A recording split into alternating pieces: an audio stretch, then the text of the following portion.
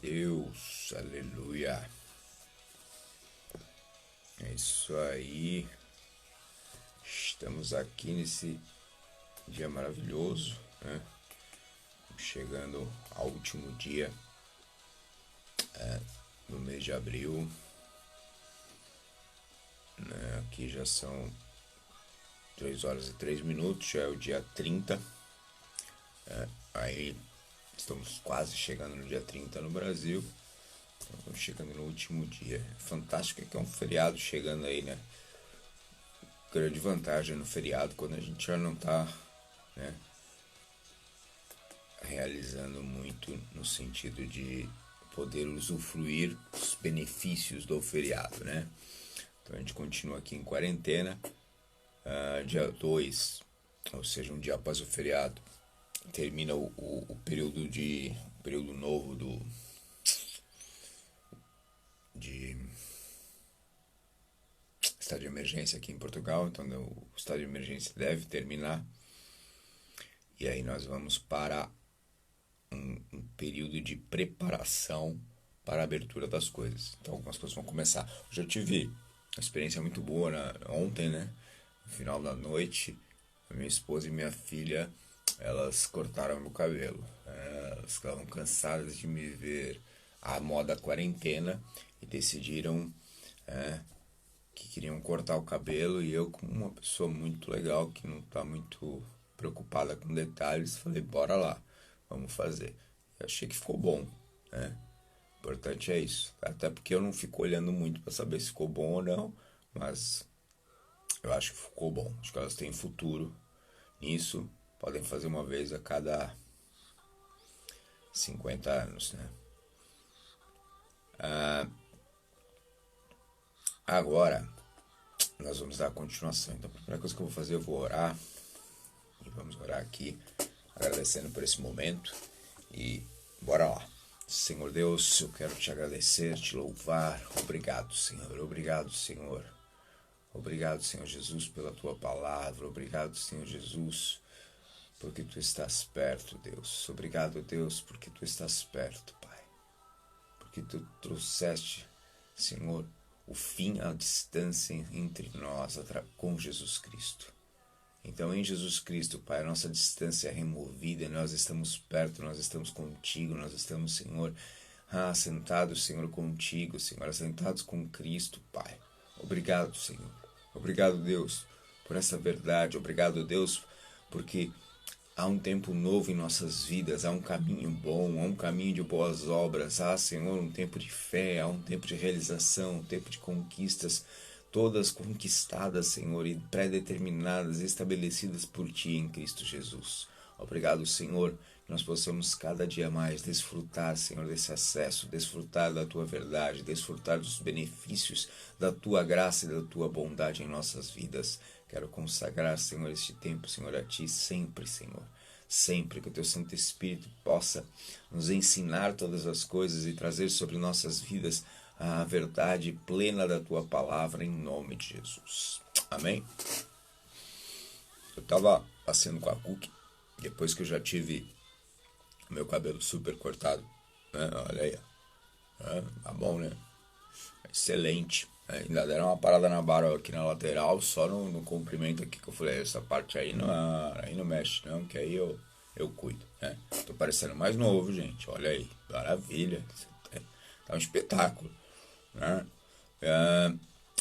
E quando eu saí pra passear com a Cookie, é o nome do meu cão, né? Quando eu saí pra passear com a Cookie, eu falei, mano, isso é uma boa obra, né? Ou isso não é uma boa obra? Como assim? Eu falei, Senhor, o que é uma boa obra? Nós terminamos ontem falando que nós temos um caminho de boas obras, né? E o que eu defino se o que eu vou fazer é bom, se é uma boa obra ou não é uma boa obra, né? Porque assim, eu sei que o Espírito Santo de Deus falou com você e trouxe para você o entendimento e a compreensão, uma visão daquilo que é o teu propósito, o teu chamado, qual é o dom que Ele colocou sobre a tua vida, Então, a pergunta básica é: o que é uma boa obra?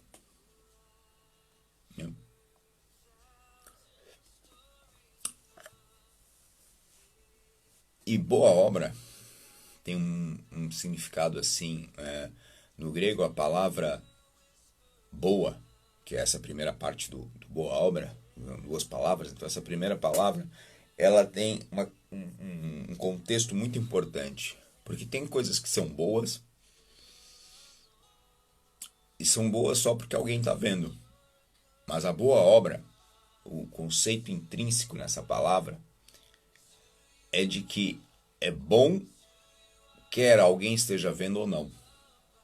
Então a boa obra, ela é uma boa obra, ela não depende de ninguém, ok? Então o caminho da boa obra significa que eu vou realizar algo que é bom, independente se tem alguém vendo ou não vendo, ou seja, porque ela não quer dizer que o benefício ou a boa obra ela é para beneficiar alguém. A boa obra ela é, na verdade, algo que é bom, independente se tem alguém a ver ou não ver. Né? Então esse é o primeiro ponto muito importante para nós entendermos sobre o que é uma boa obra. Então ela tem essa característica de ser boa, de ser generosa, de ser algo que representa realmente a verdade e representa aquilo que nós somos. Nós fazemos as boas obras, nós temos este caminho, independente se tem alguém a olhar ou não, se tem alguém a ver ou não, se vai ser visto ou percebido que nós fizemos ou não. É uma boa obra, então ela não necessita da repercussão, do benefício, você viu, ele fez A, ele fez C, ele fez D. Nós não precisamos disso, porque nós vivemos este caminho de realizar o que é bom, de fazer o que é bom, independente de quem nos veja ou quem não nos veja. Então essa é a primeira coisa que eu preciso ter consciente neste caminho. Este caminho da boa obra não é para que eu e você sejamos glorificados. A glória sempre será para o nosso Deus, porque é Ele que realizou todo o trabalho para que nós pudéssemos ter esse caminho da boa obra. E a última coisa é o que é a obra, né? Porque aí você fala assim, bom, eu vou fazer a boa obra, e a palavra usada para trabalho, ela literalmente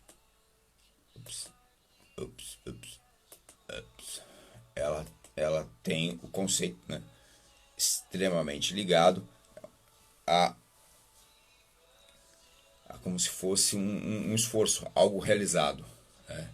Então esse trabalho, esse esforço é um caminho que nós vamos fazer. Esse é o caminho do esforço, é o caminho da realização, é o caminho da boa realização. Então não é um trabalho no sentido de o que nós temos na nossa mente naturalmente quando pensamos em trabalho, né? Que é algo que eu vou lá das 8 às 6 realizar. Não, aqui é um bom esforço, ou seja, eu vou ter um caminho de boas realizações, de boas ações, né? Ok? Então, de boas intenções, de bons propósitos. Esse é o conceito da palavra.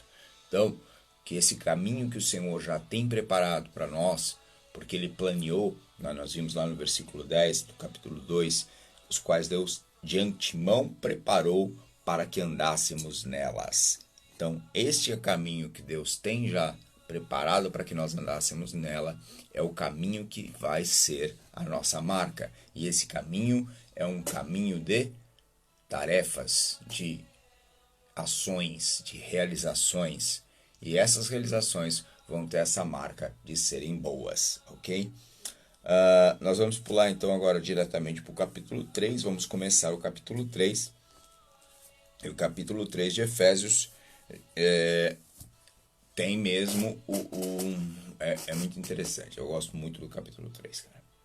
Primeiro porque tem outra oração, né? Quando tem outra oração de Paulo, essas duas orações de Paulo nesses dois livros, nesses dois capítulos, no 1 e no 3, para mim, são extremamente importantes para nós entendermos o que é uma oração apostólica e para nós entendermos o como Paulo interfere ou age na vida da igreja de Éfeso, mesmo estando à distância, e como ele mantém e ele determina a importância do crescimento e do desenvolvimento que nós devemos ter em nossa vida espiritual, né? Nós não fomos chamados por Cristo para estarmos simplesmente à espera que as coisas aconteçam e simplesmente para dizer, ok, a obra está consumada, é verdade, não temos como negar. Jesus Cristo já morreu na cruz por nós, Jesus Cristo já fez, já determinou, Deus já nos abençoou, Deus já nos escolheu, Deus já nos amou e nos ama e continuará nos amando.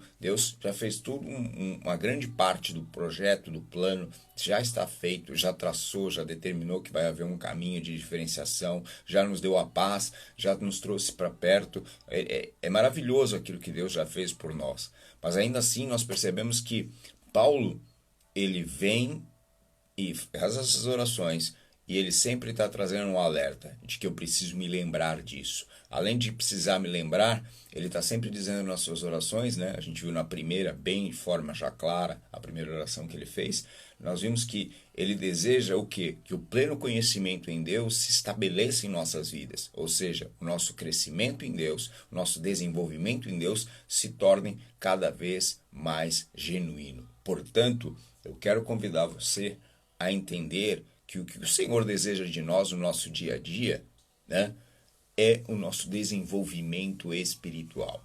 É isso que ele deseja, porque ele já realizou tudo, só que ele deseja que nós venhamos cada vez mais a crescer nele, né? Nós vimos que termina o auge do capítulo 2, termina exatamente com essa explicação de Paulo. Olha, vocês têm que lembrar aquilo que Deus já fez, aquilo que Deus fez conosco, ou seja, nos trouxe para dentro, nos trouxe para perto, nos trouxe para ser família de Deus, nos trouxe para isso, para que nós pudéssemos crescer em estatura com Ele, crescendo em edifício, até nos tornarmos em santuário de Deus, morada de Deus no Espírito.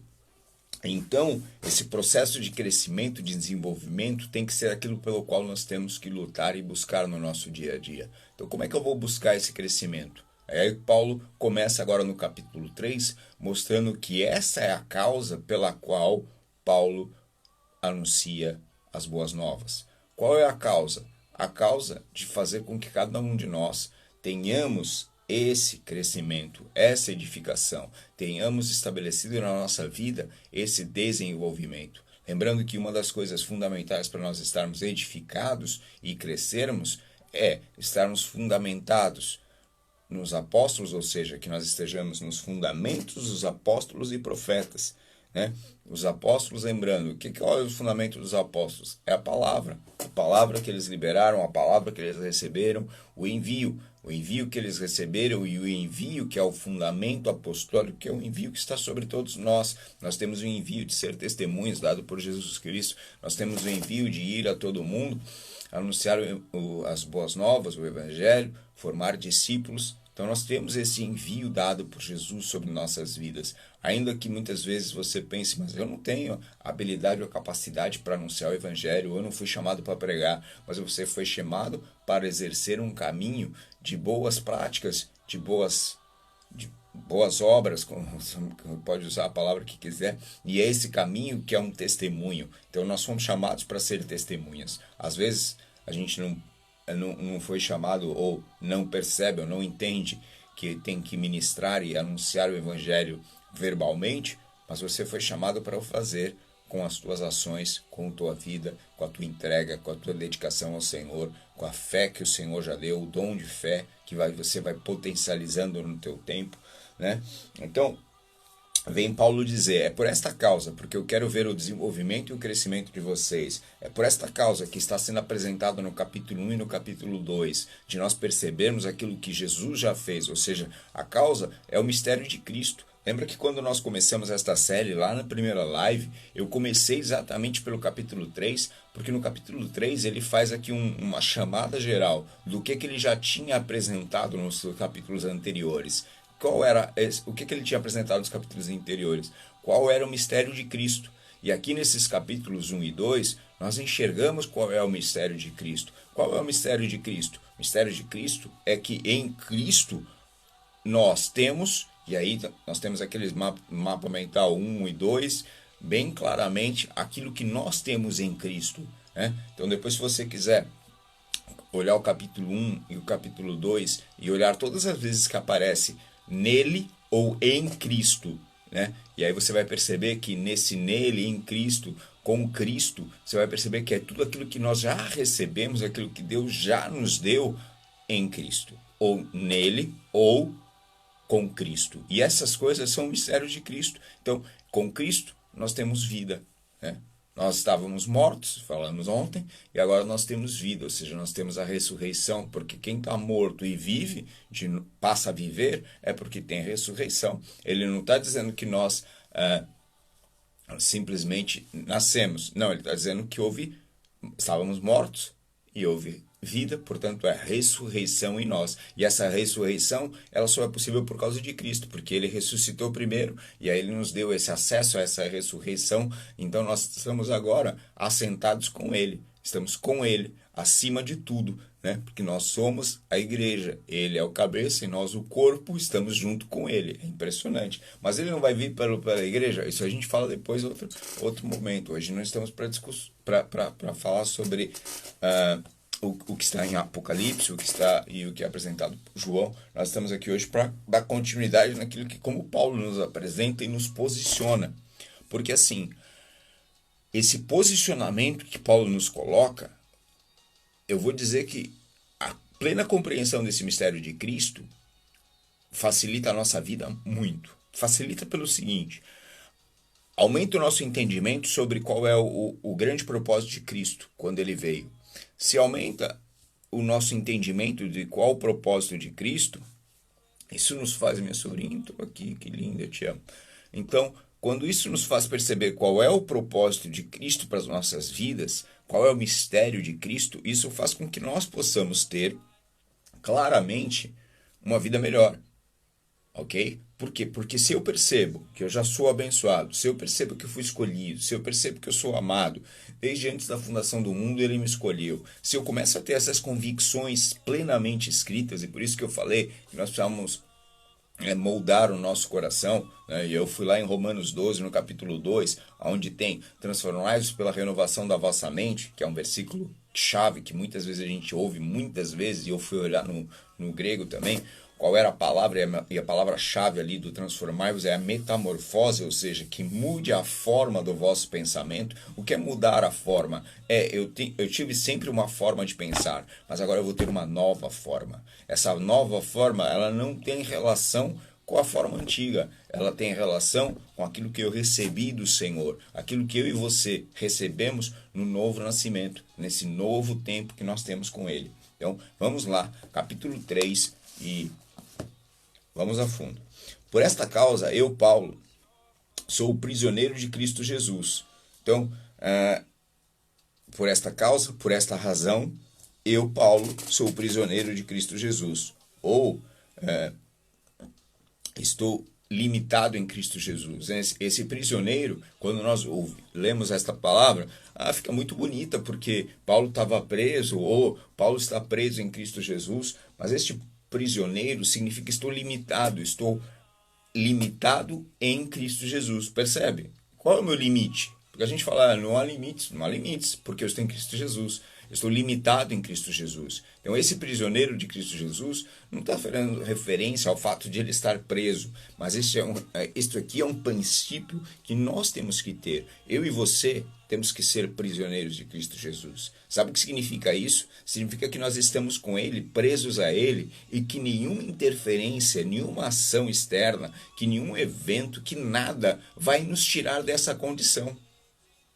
Porque eu estou limitado, ou estou abraçado, ou estou agrilhoado, né? Que é a palavra mais próxima no grego, quando você traduzir essa palavra de prisão, é agrilhoado. Então, que é estar nos grilhões, ou seja, existe os meus pés estão agrilhoados, presos, e aí então significa eu não consigo sair daquela zona, eu não consigo sair daquela área, né? Posso falar, essa palavra no Brasil é um pouco mais complexa, aqui mas é o que significa área. Então, eu estou agrilhoado, eu estou limitado nas minhas ações, onde eu posso ir em Cristo Jesus. Então, esse é o segredo de Paulo. Paulo não está preso, dizendo aqui que está preso à cadeia, não. Ele está dizendo, ó, sou prisioneiro de Cristo Jesus, ou seja, eu estou no limite em Cristo Jesus. Por quê? Porque era Cristo Jesus quem determinava, através do Espírito Santo de Deus, o que Paulo fazia. Paulo, não vivo eu, mas Cristo vive em mim. Percebe? Então ele está preso a Cristo Jesus. O que mais Paulo fala? Paulo fala sobre andar no Espírito. Paulo fala sobre ter mente de Cristo. Paulo fala, tem de vós o mesmo sentimento. Então, o sentimento, a mente, o coração, tudo isso está voltado e centrado em Cristo Jesus. Portanto, é aí que eu estou limitado, é aí que eu estou centrado. E não é a questão de limite, né? E Paulo não usa a palavra limite, porque se ele fala estou limitado em Cristo Jesus, fica parecendo que a nossa vida, então, passou a ser uma vidinha. Só que não. Agora, em Cristo Jesus, ele diz, eu sou prisioneiro, ou seja, eu estou nele. Estamos aqui, ó, juntos, não tem como sair dessa condição. E nessa condição é que a gente vai ter uma vida fantástica. E aí fala assim, ó, por esta causa, eu, Paulo, o prisioneiro em Cristo Jesus, por amor de vós, gentios. E aí, por que ele está limitado em Cristo Jesus? E aí ele fala que essa prisão, esse em Cristo Jesus, é por amor a nós, gentios. Né? Porque aí você fala, mas Paulo não pregou para os judeus? Ele pregou também para os judeus. Mas depois ele começou a perceber que o chamado e o ministério para o qual ele foi colocado foi exatamente para ir a favor ou para se colocar diante de Deus, para nos aproximar, ou seja, para falar com os gentios, é que a gente viu no capítulo 2. Ah, mas e os judeus? Ele não ia anunciar? Ele também, se o judeu estivesse lá, ele ia ouvir e ele ia falar. Só que aqui ele recebeu esse chamado. Se é que tendes ouvido a respeito da dispensação, ou seja, da derrama, da entrega, da graça sobre as nossas vidas. Da graça de Deus a mim confiada para vós outros. Pois, segundo uma revelação, então está aí, houve uma revelação, Paulo recebeu essa revelação, e nós sabemos que a revelação de Paulo aconteceu no caminho a Damasco, e não só no caminho a Damasco. Né? Paulo estava indo no caminho a Damasco para perseguir aqueles que eram do caminho. Né? Eu estava ontem, de manhã, estudando a palavra também e vendo sobre o caminho, e era assim que eles eram chamados. Né? Se a gente pegar aqui em Atos, olha só para confirmar, em Atos 9, diz assim,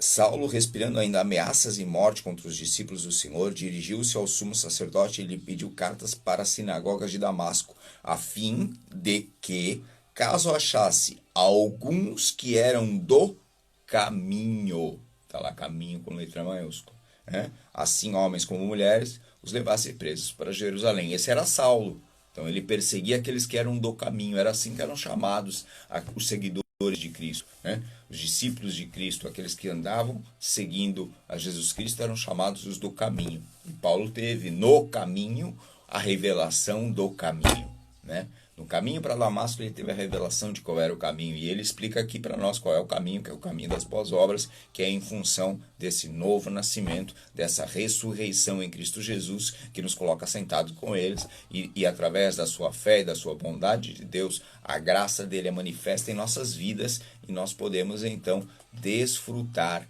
dessa consciência, dessa capacidade de andar num caminho santo, que é o caminho que Deus estabeleceu para as nossas vidas, porque nós fomos criados em Cristo para viver essas boas obras e esse caminho. Então, aqui é esse caminho. E aí depois, lá um pouquinho mais para frente, quando a gente chega em Atos 11, no versículo 26, né? Porque você tem 25. E partiu Barnabé para Tarso à procura de Saulo. Tendo-o encontrado, levou-o para Antioquia. Aqui ainda está chamando de Saulo, mas aqui Saulo já foi já foi a Damasco, já teve a conversão, Ananias já orou por ele, e aqui ele está junto com Barnabé, e por todo um ano se reuniram naquela igreja. Então eles ficaram um ano ali, ele e Barnabé, na Antioquia, numa igreja, numa comunidade, e ensinaram numerosa multidão. Em Antioquia foram os discípulos pela primeira vez chamados cristãos. Então ali começou a primeira vez que esse termo, chamados cristãos, surge, é a primeira vez que a gente ouve, né? E então eles são aqueles que são os seguidores de Cristo, são os imitadores de Cristo, são os pequenos Cristo, são esses passam de ser os que deixaram de ser chamados do caminho para ser chamados cristãos. E até hoje nós nos referenciamos a nós mesmos como crentes ou como cristãos, muito menos do que como aqueles que são do caminho, né? Então, esse foi o mistério dado a conhecer a Paulo, conforme escrevi há pouco, resumidamente. Aí, então, ele já falou, capítulo 1 e capítulo 2, resumidamente, ele explicou qual é o mistério de Cristo. Então, naqueles 2 mapas mentais que eu enviei, o do capítulo 1 e da metade do capítulo 2, que eu já terminei, eles mostram exatamente, resumidamente, esse mistério de Cristo. E aí, esse mistério de Cristo, o qual, em outras gerações, não foi dado a conhecer. Então, esse mistério de Cristo foi dado a conhecer agora, a geração de Paulo, na vida de Paulo, através da vida de Paulo. Por que não foi dado a conhecer? Não foi dado a conhecer aos filhos dos homens, como agora foi revelado aos seus santos apóstolos e profetas no Espírito. Então, agora foi dado a conhecer. Então, agora está liberado o acesso a esse mistério de Cristo. Qual é o mistério de Cristo? É que Cristo veio para todos. Que Cristo veio romper a questão da cidadania, a questão do povo escolhido, exclusivo de ser somente os judeus. Então, o mistério de Cristo é Ele nos amou. Esse é o mistério de Cristo. O mistério é que Deus nos amou e amou, nos deu vida com Cristo. Isso é mistério. O mistério é Deus já nos abençoou. O mistério é Deus nos escolheu desde antes da fundação do mundo. O mistério é Deus estabeleceu para as nossas vidas, esse tempo de nós sermos santos, ou seja, separados para Ele. Ele nos escolheu e nos adotou como filhos. Esses são os segredos, esses são os mistérios, esses são os acessos. Isso só foi revelado agora, em Paulo. Isso só foi revelado através dos santos apóstolos e dos profetas no Espírito. A saber que os gentios são coerdeiros. Então, nós somos coerdeiros. Então, coerdeiros com Cristo. Então, impressionante aqui é que assim, existe um termo aqui que só aparece aqui nessa palavra, que é... Eita, a tela quase rasgou aqui, então tá meio... Então, nós somos em Cristo, são coerdeiros, membros do mesmo corpo e coparticipantes da promessa em Cristo Jesus. Eu vou ler isso aqui para vocês em português de Portugal. De novo também para mostrar uma coisa bem interessante. Olha só, aqui na versão do português de Portugal diz assim: o qual noutras gerações, o mistério de Cristo, o qual noutras gerações não foi dado a conhecer aos filhos da humanidade, aos filhos do homem. E esse filho do homem é uma palavra que está em plural, dizendo exatamente, é o plural do como Jesus era apresentado. Ele era apresentado como filho do homem. E aqui então ele é apresentado como filho. Nós somos o plural, nós somos os filhos do homem, nós somos filhos da humanidade, nós somos aqueles que temos em Cristo o mesmo título, porque nós fomos adotados em Cristo, então nós somos imagem e semelhança no Espírito a Cristo, nós então estamos realmente em Cristo, tendo esse acesso.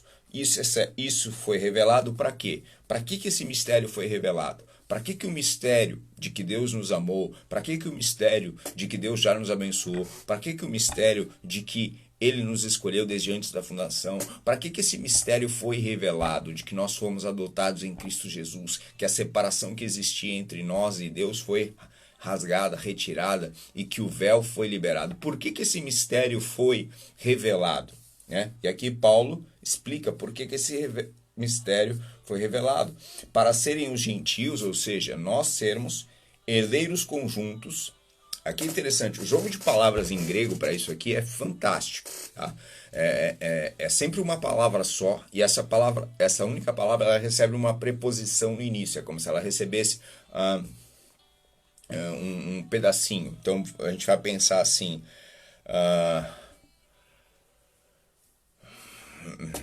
Como é que é uma palavra assim?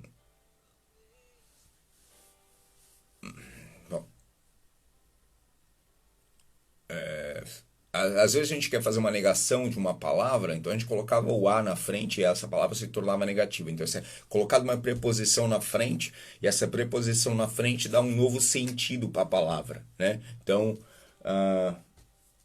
temporal e uma coisa atemporal, uma coisa não temporal. Então, percebe? A gente colocou uma preposição, colocou algo antes da palavra e esse a, ele deu um novo significado. E aqui no grego, isso é comum, como no hebraico, é normal ainda, que você vai colocando tudo antes da palavra-chave, você tem a palavra principal, aí você coloca tudo aqui junto e virou um palavrão novo. E você coloca tudo que é para dar significado a essa palavra. E aqui, né, a palavra escrita em todas essas três palavras-chave, ele coloca uma preposição antes, que é para dar esse conceito. E olha só como fica interessante. Para serem gentios, para serem os gentios, o quê? Herdeiros.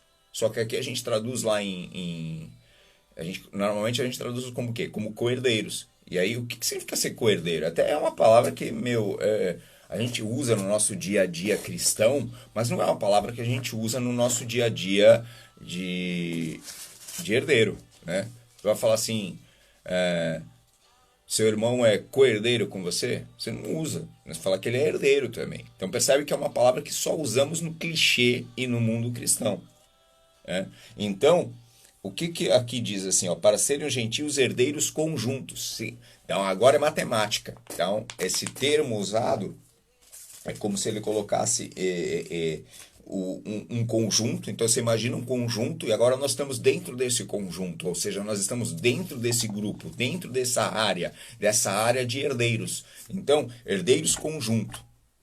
Que mais? Corpos conjuntos e membros conjuntos. Então nós somos essas três coisas. Herdeiros conjuntos, corpos conjuntos e membros conjuntos. Essas palavras ele colocou um prefixo, ou seja, não é uma preposição, como se fosse um prefixo.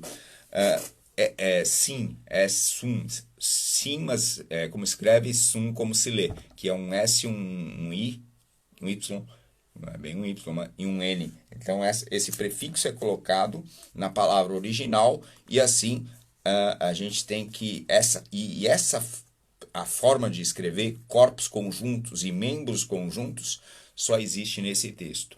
Então, corpo conjunto significa que é o conjunto do corpo. Então, nós estamos... E quem que é o corpo? O corpo é a igreja. Então, nós, gentios, fomos adicionados a três conjuntos fantásticos. O primeiro conjunto é o conjunto dos herdeiros. Então, eu e você somos herdeiros. Então, Senhor, graças a Deus porque nós somos herdeiros em Cristo Jesus. Porque nós estamos no conjunto dos herdeiros. Então, quando o testamento for lido, o que nós sabemos?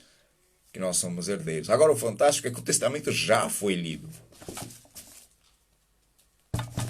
O que é mais fantástico é que aquilo que os herdeiros, né, geralmente ficam esperando, você tem que morrer, ele já morreu. Então a herança já nos foi dada. Então eu tenho a herança. Ser co-herdeiro, ou seja, herdeiro em conjunto, significa, olha, você agora está debaixo desta alçada. Você está na família de Deus, lembra? Você foi colocado aqui e você é membro da família de Deus. Você está debaixo da alçada da casa de Deus. Mas eu não me sinto. Você não se sente, não tem problema. Mas você vai começar a mudar, transformar, moldar o teu pensamento e assumir, eu sou co-herdeiro com Cristo. Eu já recebi a minha herança. Por quê? Porque Ele já te abençoou. Então a herança já te foi dada. Ele te amou. Então, quais são as heranças? É só você procurar na palavra. Como é que você vai procurar? Procura, começa a ler e ver tudo que está escrito, que você já tem em Cristo, com Cristo ou nele, nas cartas de Paulo e também na de Pedro, na de João. Você vai começar a perceber quanto que isso é poderoso, o quanto que esta herança não é algo que só vai acontecer quando alguém morrer para você receber. Esta herança já está disponível, porque alguém já morreu, porque Jesus Cristo já morreu. Ele veio para que nós eu e você tivéssemos esse acesso, para que nós pudéssemos ter e estar próximos, chamássemos Deus de Pai, Ele veio fazer com que nós pudéssemos ser adotados, ser feitos filhos e, mais de louco de tudo, filhos que já têm acesso à herança. Amém? Então, assuma essa sua condição. Você é herdeiro conjunto com Ele. Não é herdeiro futuro, é herdeiro atual, real. No mundo real, no mundo de hoje, você já é herdeiro com Cristo. Amém? Segunda coisa que ele fez é herdeiro, corpo conjunto. Então você é corpo conjunto. E aí, como que é ser corpo conjunto, né? E aqui na tradução normal, ser membros do mesmo corpo. Então, aí ele usa a tradução aqui para facilitar nosso entendimento. O tradutor, ele coloca membros do mesmo corpo, que fica difícil você entender o conceito de membros conjunto. Então, mas como é que você faz isso para ficar fácil? Você lembrar assim, ó. Então tá aqui, ó. Ao conjunto dos herdeiros. O conjunto dos herdeiros, eu estou lá dentro. E o conjunto do corpo. O que é o corpo de Cristo? É a igreja. Então, o corpo de Cristo, quando ele diz que eu sou corpo conjunto, ou seja, significa que eu estou dentro do conjunto daqueles que são a igreja. Então, significa que eu faço parte da igreja, que eu faço parte conjuntamente da igreja. Esse é o que significa dizer corpo conjunto, né? E aí aqui se fala, mas aí eu sou membro, e aí começa aquela discussão, qual membro sou eu, né? Será que eu sou o membro cérebro ou eu sou o membro unha encravada do dedão? Não, mas aqui no original a gente só é membro conjunto. Então quem é membro conjunto?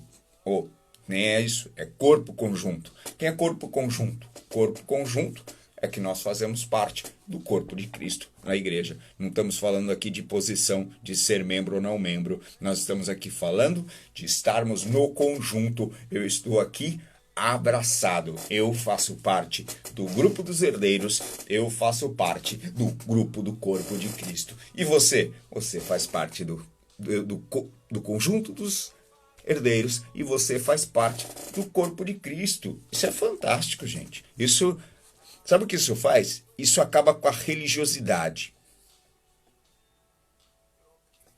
Ponto. E Paulo não trouxe isso aqui para começar com distinção. Isso aqui é para inclusão, não separação. Porque Deus nos chamou para ser incluídos, não para nós sermos separados. Grava isso, guarda isso na tua vida, guarda isso na tua mente. Aí se fosse você agora, eu mandava isso aqui para o povo, para o mundo. Aí o povo precisa entender isso, para acabar com essa separação do corpo de Cristo. Porque Paulo não trouxe separação para o corpo, ele trouxe inclusão para o corpo. Ele não colocou ali, e essa tradução de ter membros. Por isso que eu não gosto dessa daqui, ó. Esse português aqui é meio arcaicozão, porque é até estranho de ler, mas é algo mais próximo do grego, né? Isso aqui é uma série especial, uma Bíblia especial, a gente não acha para comprar. Eu tive o privilégio realmente de ter acesso e é difícil de... Não acho para comprar, estou falando aí no Brasil, né? Mas aqui em Portugal até é possível encontrar.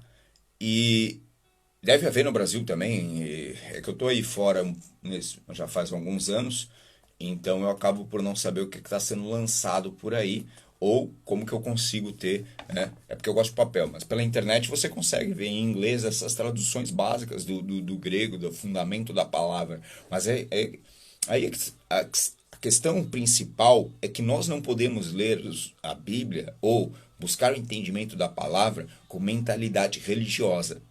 Ok? Nós temos que ter sempre com a mentalidade de Deus, com a mentalidade de Cristo. Por isso que nós precisamos estar, quando vamos ler, estarmos em sintonia com o Espírito Santo de Deus e nos colocar diante dele. Para quê? Para que nós possamos ter a revelação do pleno conhecimento dele, para nós termos o entendimento dele. Porque nós não podemos entrar aqui, ler isto e começar a dizer que há diferentes tipos de corpo ou há diferentes tipos de membros dentro da igreja. Porque Deus não chamou-nos para sermos elitistas ou classificar as pessoas em A, B, C e colocar em grupos A, B, C. Deus chamou para todos nós sermos filhos dele. Ponto. Então qual é a distinção entre filhos? Não há distinção entre filhos, somos todos filhos, todos temos o mesmo pai. Nós somos filhos de Cristo, nós somos filhos de Deus em Cristo Jesus, porque Ele nos adotou em Cristo. Então nós somos filhos, todos. Aí não tem, então, mas aí tem o filho preferido e o filho não preferido. Não, isso aí é coisa humana, ok? Em Deus, todos nós somos especiais, porque Ele nos amou. E Ele nos ama no amor que só Deus tem. Então esse processo, né, a gente precisa se livrar do processo natural humano carnal e entender, Deus tem esse processo espiritual, esse amor que é um amor que é insuperável, incomparável, imensurável, porque esse amor fez com que Ele entregasse o Filho primogênito, o Filho dele, por nós, para termos sim a ressurreição em Cristo Jesus, para termos sim um caminho de testemunhos em Cristo Jesus e para nós entendermos que nós somos do mesmo grupo dos filhos, co-herdeiros, comembros, ou que aqui fica difícil, né, no natural, mas membros conjunto ou corpo conjunto. Eu gosto mais do corpo conjunto. Então, herdeiros conjuntos, corpo conjunto, e depois o terceiro é membro conjunto. Obviamente, né? O membro conjunto. Mas o que é membro conjunto? Aí, aqui, quero...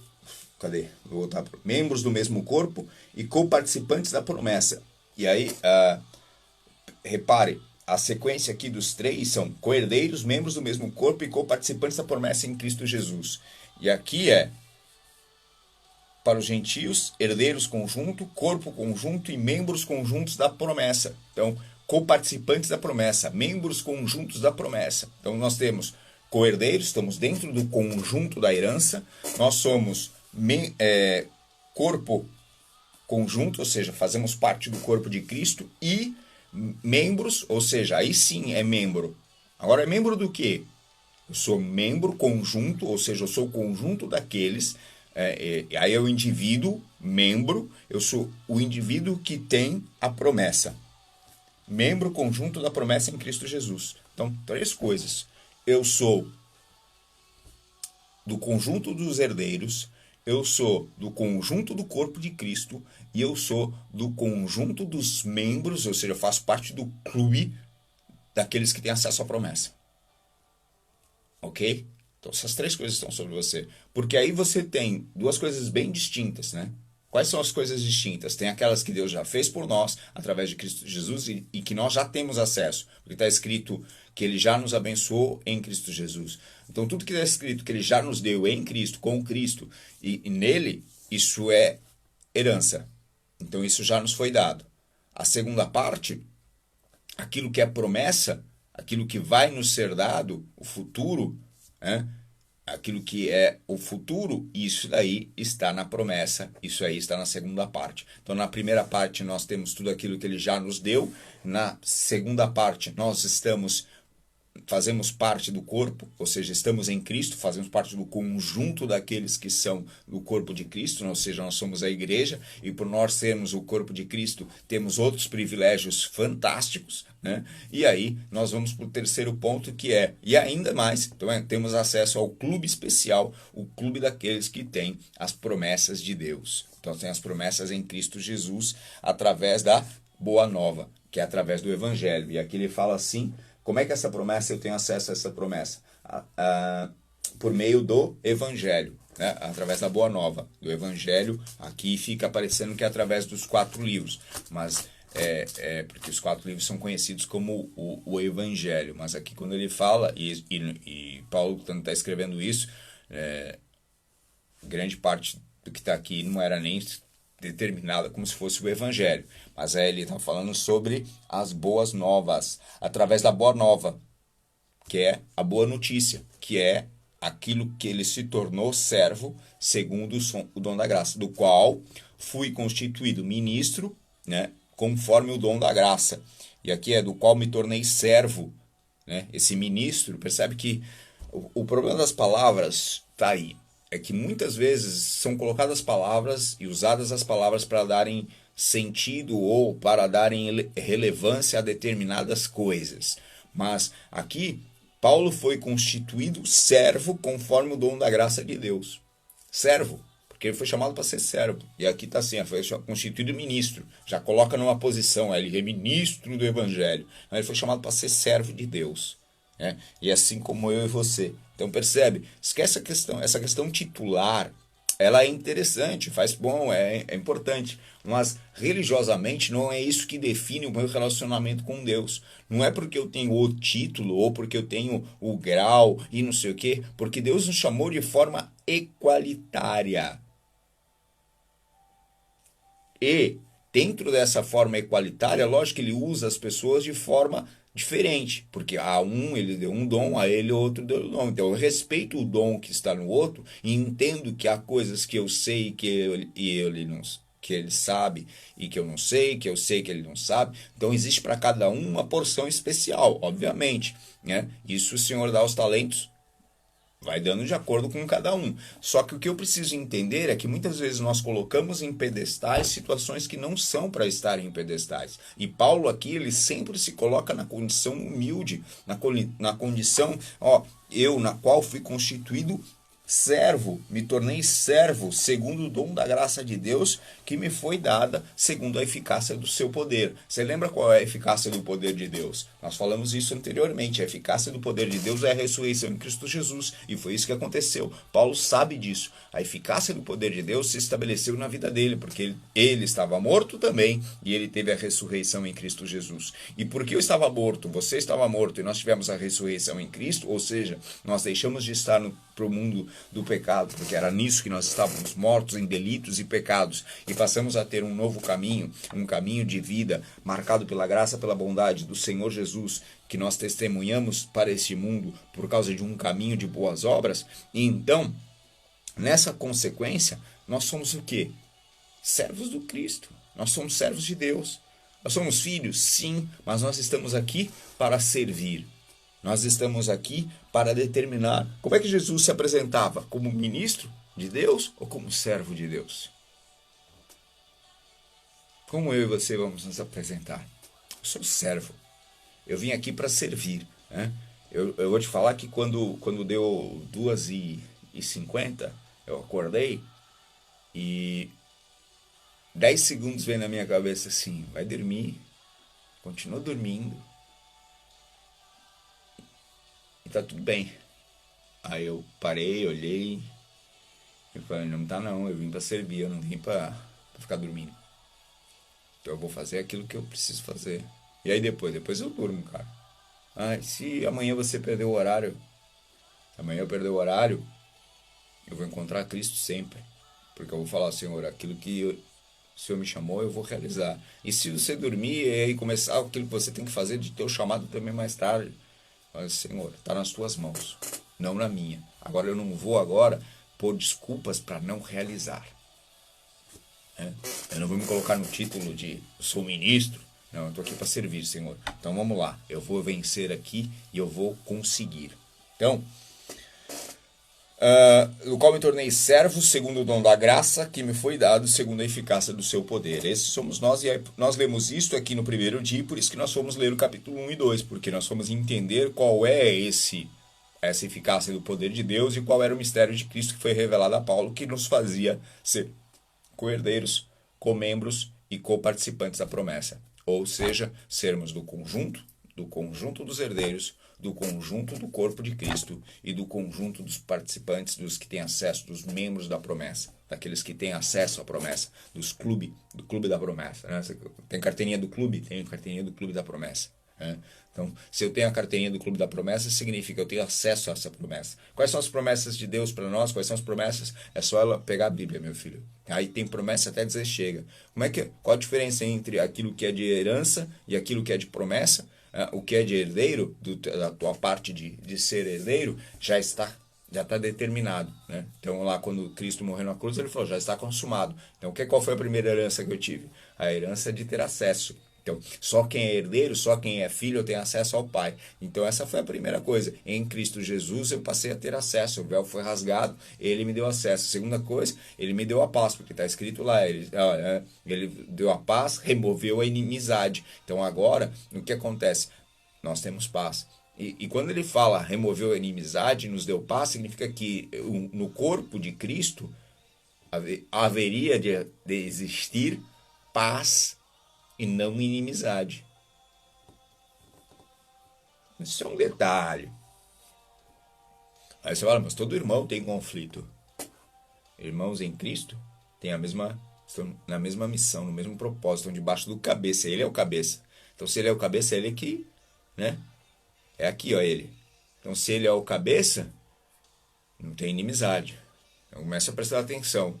Quem é mesmo do corpo e quem não é do corpo. Se há inimizade, não é do corpo. Precisa ressuscitar, precisa se tornar herdeiro e voltar para o corpo. E entrar no corpo, né? Porque não era do conjunto. Conjunto significa estar aqui, ó. Tá aqui, ó, aprisionado em Cristo Jesus.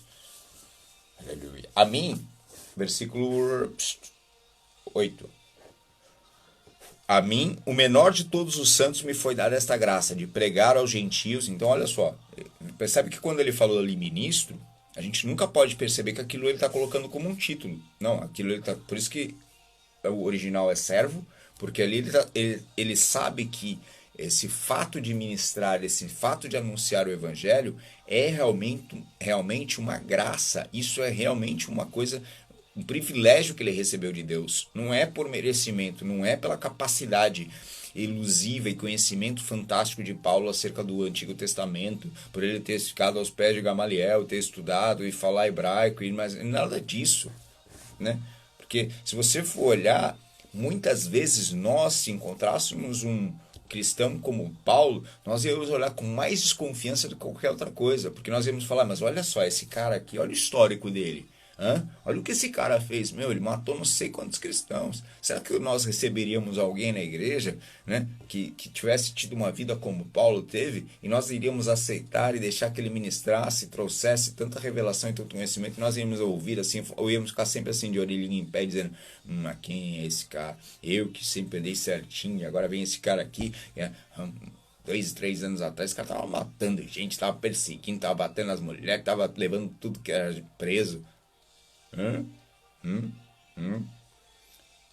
Enfim, a mim, o menor de todos os santos, me foi dada esta graça de pregar aos gentios o evangelho. Então foi dada a graça a Paulo de anunciar o evangelho aos gentios, o evangelho das insondáveis riquezas de Cristo, e manifestar, isso é fantástico, né? E manifestar qual seja a dispensação, a entrega desse mistério, desde os séculos, oculto em Deus, que criou todas as coisas, para que, pela igreja, a multiforme sabedoria de Deus se torne conhecida. Então, aqui, é uma das primeiras vezes que aparece esse termo assim, dando tanto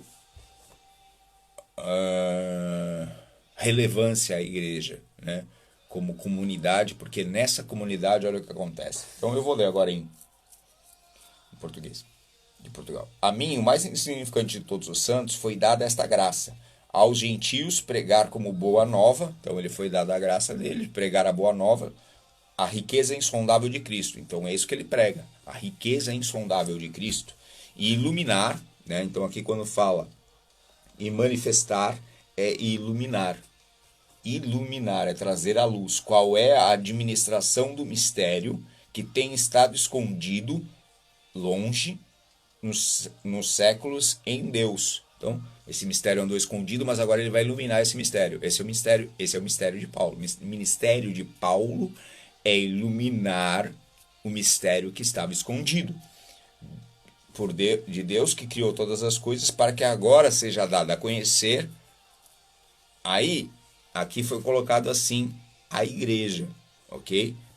Para que fosse dado a conhecer por quem? Pela igreja. Só que no original está aos principados e às autoridades.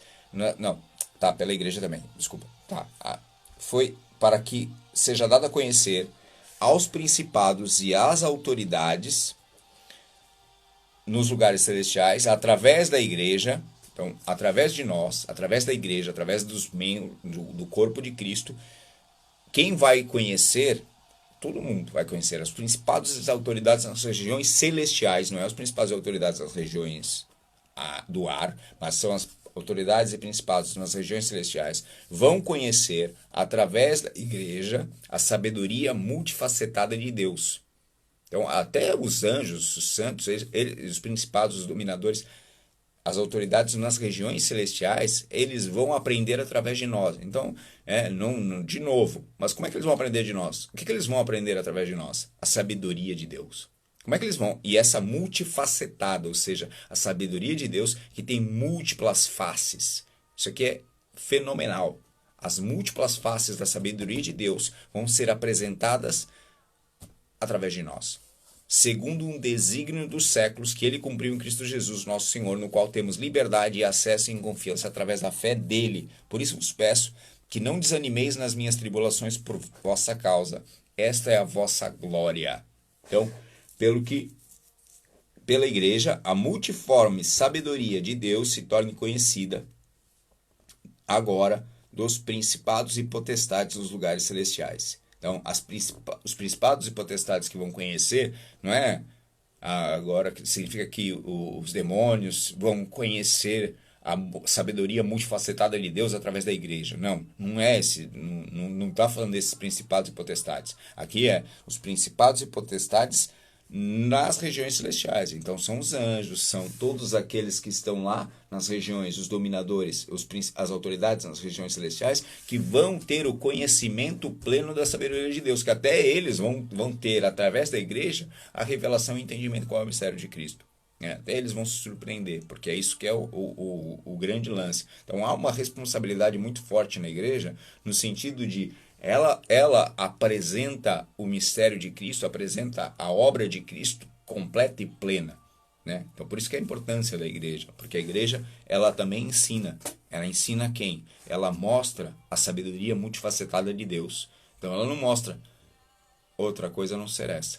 Então essa é a grande verdade. Provavelmente o tempo vai acabar, mas eu quero ler mais um versículo aqui, que é: por esta causa,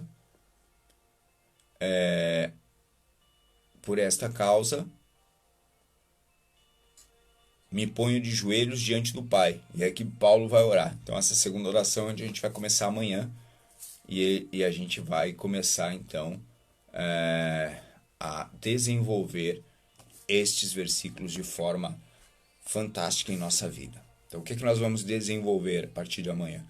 Qual é a causa, ou seja, qual é a causa? A causa ele acabou de explicar, mas qual é essa oração que Paulo vai apresentar? O que ele quer com essa oração? Mais uma vez, essa oração tem um propósito muito bem definido. Nós vamos viver e experimentar essa oração amanhã, ter o pleno conhecimento dela. Então, amanhã eu vou fazer o mapa mental até aqui, para trazer mesmo uma compreensão mais clara desses versículos, do que é estar nesse co-herdeiro, herdeiro conjunto, membro conjunto e corpo conjunto, o que representa isso, para nós termos essa definição bem clara. Que o Senhor Jesus possa, nessa madrugada, trazer sobre você essa revelação, esse entendimento da nossa posição como servos e da tua posição como servo do Senhor Jesus, que você é herdeiro, você é membro e você é o corpo de Cristo. Você tem essa marca.